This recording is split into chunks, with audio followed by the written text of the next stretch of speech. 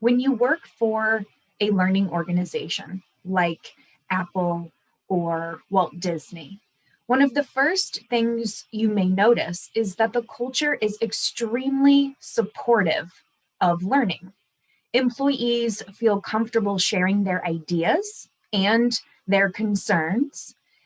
They also feel comfortable asking questions and trying new things.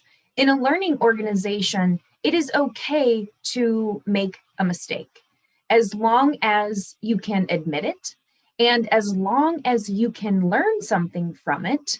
Mistakes are okay. They are understood to be part of the process, part of running a business. In a learning organization, learning happens not only at the individual level, but also at the group and the organizational level. Similar to a brainstorming session, learning organizations encourage multiple perspectives. They encourage their employees to share any and all ideas. No idea is a silly idea because we can learn from just about anything. We can learn from success, we can learn from failure, and we can try to make something from the feedback that our employees give us.